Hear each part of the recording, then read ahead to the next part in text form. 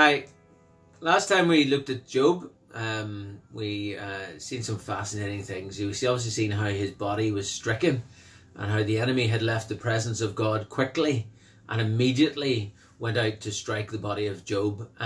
We looked at the things that he was suffering, from the boils to the sleepless nights and to the weight loss and the toll that it was taking on him. We also seen how those things that were happening in the spiritual realm were affecting the things in the physical realm.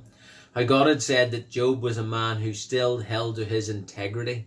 And then we've got in the physical realm, we've got Job's wife, who's now taken up the chant and asked Job, will you not curse God and die? Why hold fast to your integrity? You know, the challenge was put out there, and the enemy who desires to pull apart and pull down those people who follow God was taking what God had given him, and God had said to him as a challenge. Now I'm going to go and hit him in his integrity. I'm going to see if I can get him to waver. Job was in a sorry state of affairs. And here's we begin this next section, part 4. We find his friends have gathered together with him. They've come alongside, and they've obviously gathered to sympathize with him. It should actually be taken into account, you know, in it's chapter 2, verse 11. It sort of says, his 3 friends heard all this adversity that had come upon him, and each one came from his own place. So they had heard about it because they obviously dealt with him. They had business dealings with him. They had a friendship with him. You can't lose your entire family. You can't lose your entire income and not have people who trade with you on a daily or weekly basis, people who interact with you, not be aware of it. And they heard of it. And they started talking amongst themselves. And we don't know what they talked about, but we do know that they arranged to gather. And the 3 of them came together at the same time. And it says there, if we go on to verse 12, it says, when they raised their eyes from afar and did not recognize him, they lifted their voices and wept, and each one tore his robe and sprinkled dust on his head toward heaven. And so they sat down with him on the ground 7 days and 7 nights, and no one spoke a word to him, for they saw that his grief was very great. As I said before, fair play to these men for having the initiative, for having the willingness. I don't think that their intentions was negative or malicious. I think they were gathering around someone that they had, like I said, they had dealings with. Maybe they had cared for him. Maybe they had some feelings towards him, his friendship and companionship. But they've gathered together, and they gathered and they sat. Sometimes whenever there's immense loss, and it talks about having very great grief, sometimes there are no words. Sometimes there's just, you can just being there is all you need to do. You know, some of us have this thing in our minds. We think, oh, I have to fill this empty and awkward silence. But sometimes in moments of grief and moments of suffering, when things have just piled on upon piled on upon piled on, all the important thing is just being there with your friend or with your companion, with your family member, just being there, merely in their presence sometimes, to hear and to be ready to respond, but just to be there. Lets them know that someone cares. You know, I've gone to many wakes, sometimes even gone to wakes for people that Sharon has known that I haven't known, or family members have known. Even I can think of times for work colleagues, and I have known no one there. But I've gone just to be another friendly face, to show my solidarity, to show my affection, to show my sensitivity for them, to have a bit of empathy for what they're going through. And sometimes that's all you need to do, is just be there. Be there to be ready for anything they need, to help them in their moment of need. Not to talk, because talking sometimes can be just a waste of time. Sometimes just being there is the most important thing. And Job's 3 friends had that initiative. They knew that was the important things to do. They were shocked. There were no words for anything to say. They just were there to be with their friend at that time. And then it says, in chapter 3 starts off, and it says that Job speaks. Boys and dears, when you read what he says, his words are heavy with grief and sorrow, heavy with doubts and frustration, and this is like, clearly what has happened to him has come out of the blue. All what happened as far as God talking to Satan and their discussion is totally unknown to Job. He's not even aware of the spiritual realm.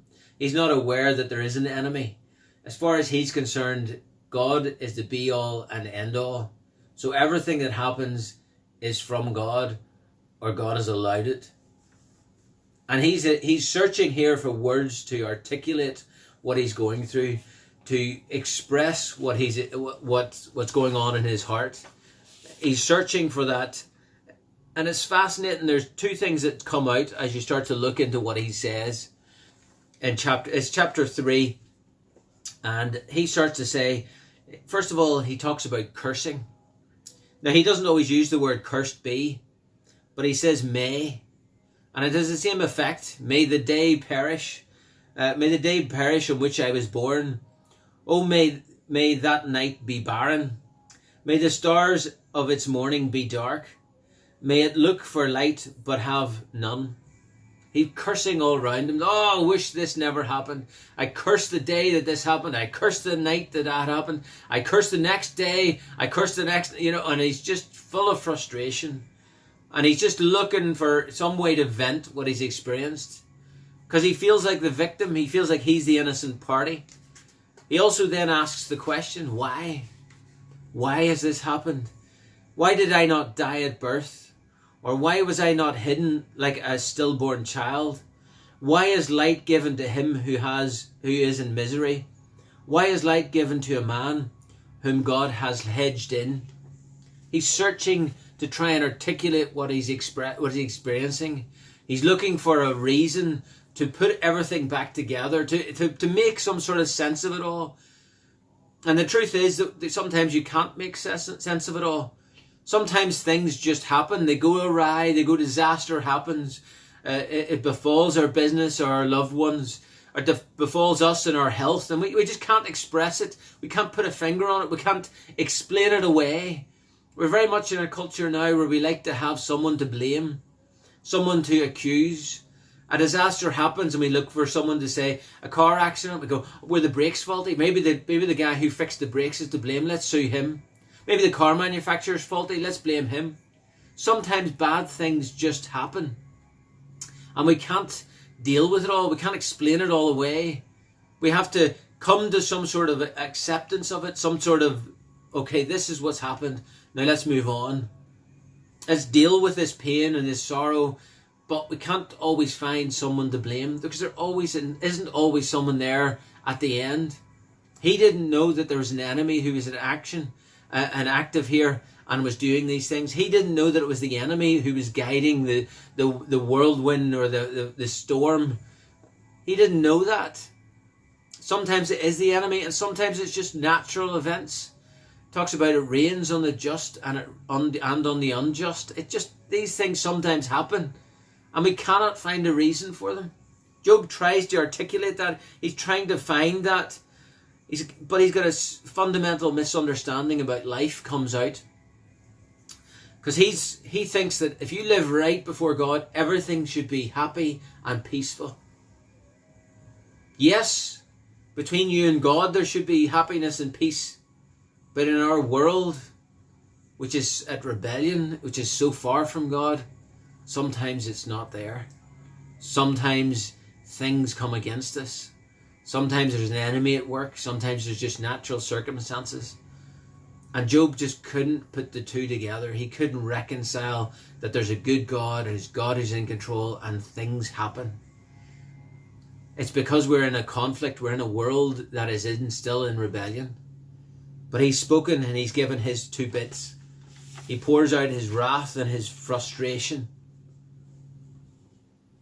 And he still sees himself clearly as the innocent victim. Still as I can go to the judge of all the earth and I can plead my case. The first response to his speech was by Eliphaz. Eliphaz comes along who's got a bit of a gentle tone, but he speaks clearly. He speaks directly. He was probably the eldest of the comforters and he comes along. And it's interesting. We get that line another one of those famous lines from the book of Job comes in, and here it's in Eliphaz's speech, and it's in chapter 5 verse 7. Yet man is born to trouble as sparks fly upward. Trouble happens. There's a reason for it. And Eliphaz is coming and he's trying to bring an answer. He's trying to help solve the riddle of why Job is going through this. But Eliphaz is a product of his time and place. Eliphaz comes from a time where theology was simple. Their belief in God and all those type of things was simple. It was all about reward and retribution. You lived right before God or the gods. You did right by the gods or God, and you'll be rewarded. You'll be blessed. You'll be favored. You do wrong by God.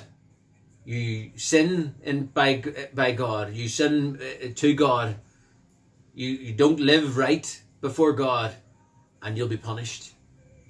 And that's a very straight down the line view of the world. It was a natural theology. I mean, this is the theology even that Job is expressing when his claims of I'm an innocent man. I didn't do anything wrong. Eliphaz is reiterating the traditional view.